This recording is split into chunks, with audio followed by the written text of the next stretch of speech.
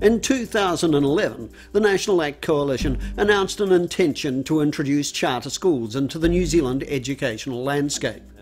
Associate Professor Peter O'Connor became one of the most vociferous critics of the policy and recorded a widely viewed primer on charter schooling and its possible impact in New Zealand. In this interview, he revisits the issue 3 years on. When we produced our first video on charter schools, it was as they were being introduced. We now call them partnership schools, or some people call them partnership schools in New Zealand.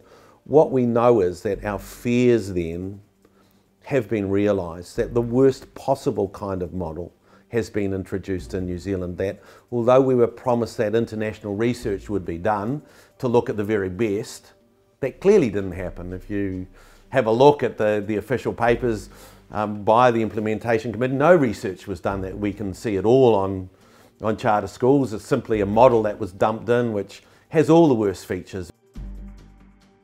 We have unregistered, unqualified teachers, lack of transparency, an incredible amount of taxpayer money going in to support them at a level far exceeding other state schools. We know already that some of those schools are running into trouble. We've had a return of the national-led government supported by ACT, where the ACT party in its policy statement says it wants to make every school in New Zealand a charter school. So, should we still be concerned? Yes, we should be. Has there been a trial? No, there hasn't been a trial. Do we know what the impact is and has been across the system? No, we don't. Have we got anything in place to track that? No, we haven't. What we do have is international evidence which suggests that charter schools create a wedge to increase and to hasten privatisation in education, that they are a direct attack on the teacher unions, and that sits at the very heart of this experiment.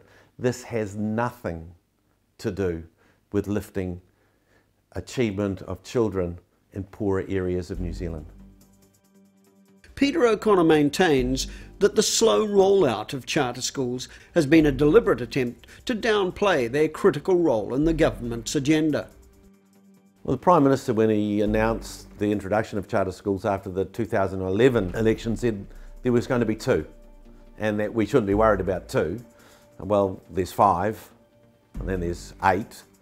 And we know from the Charter School Reference Group that there was talk of up to 30. We also know that the briefing that the Charter School Implementation Group had from Leslie Longstone was that they should move slowly, and that her experience in the UK with the introduction of free and academy schools was that they were able to take what she talked about as a considerable share of the market for charter schools, and increasing, of course, private schools as well.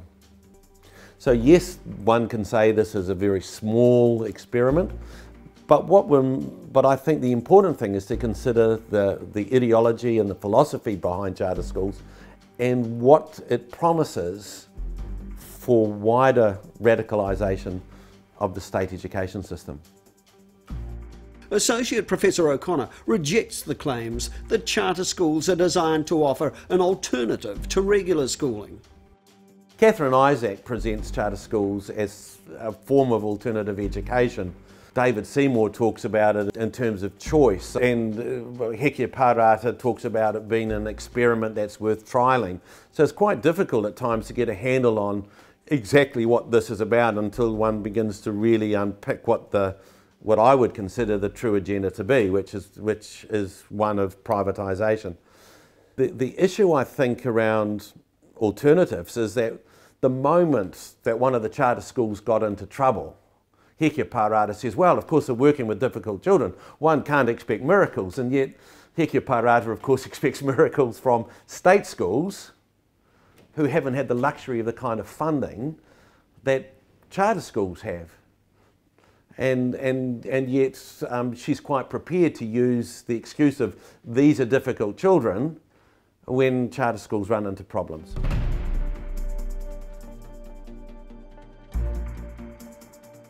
The current funding formula for charter schools, of course, provide an unfair advantage for them. The kinds of levels of funding which have been put into charter schools would be eagerly greeted by state schools across the country. So let's look at the middle school in South Auckland, which trumpets its one advantage over state schools is smaller class sizes, which according to the national government doesn't make a difference anyway to learning outcomes.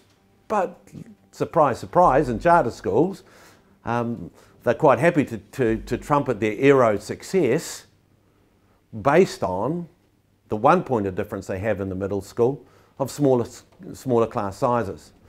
So the key question is, why are charter schools being funded at a level to give them greater advantage over other state-funded schools? And one would suggest it's purely ideology.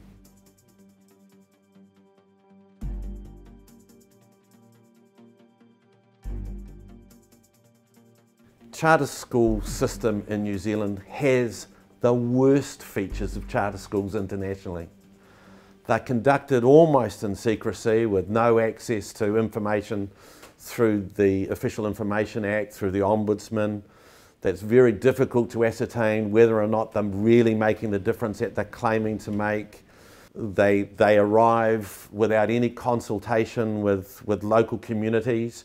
We're now told under the next rollout that charter schools will be introduced into high growth areas. And that will happen, it would appear, without any negotiation with communities.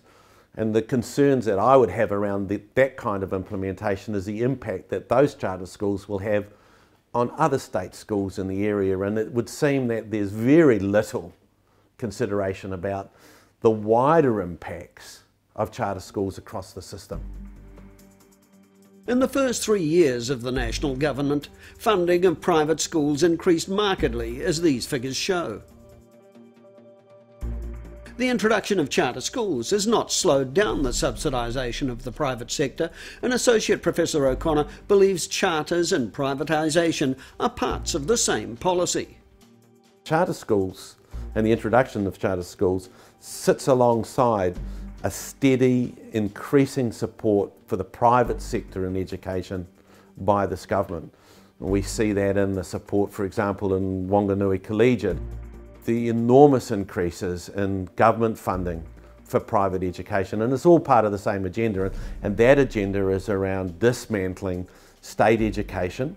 One wonders if it will become social education in the same way that state houses have become social houses. But essentially, it's the same agenda, and the agenda is the state moving increasingly out of the provision of core services like education and health and handing it over to the market. At the same time, charter schools undermine teacher unions and, by employing unqualified teachers, devalue the profession. The current 5 charter schools could all have existed under the previous legislation. However, what would have been guaranteed is that all the teachers in those schools would have been registered and qualified. We know that they would have been there and their work would have been part of the collective bargaining arrangements which have taken place through the teacher unions. So part of this dismantling of state education through the wedge of charter schools is a direct attack on the professionalism of teachers, and it's around through market forces driving down teacher wages, driving down teacher conditions, and driving down the power of the unions. John Banks, in the introduction of the charter school legislation in 2013, made it really clear that for him, this was all about the way in which the government could attack teacher unions.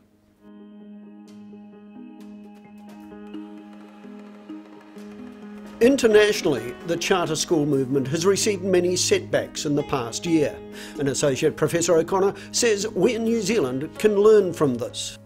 A lot is happening internationally around charter schools. Increasingly, we're finding that charter schools are running into legal challenges around mismanagement, around the way in which they aren't enrolling children from minority or special needs groups. We're finding that more and more they're hitting the wall that actually unregistered, unqualified teachers and the market isn't necessarily the answer to problems which are at heart centred around issues to do with poverty and inequality.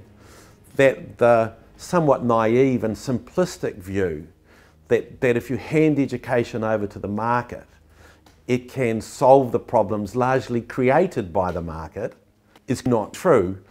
We do know that charter schools can make a difference for some students, but that seems to me to miss the entire point, because what we should be looking at is what do charter schools do across the whole system. And what's really clear from the evidence is that they do not make a difference across the system. In the United States, where charter schools have been in operation for nearly 20 years, what we know is that if you come from a poor minority background, it is harder now to achieve educationally than it was 20 years ago.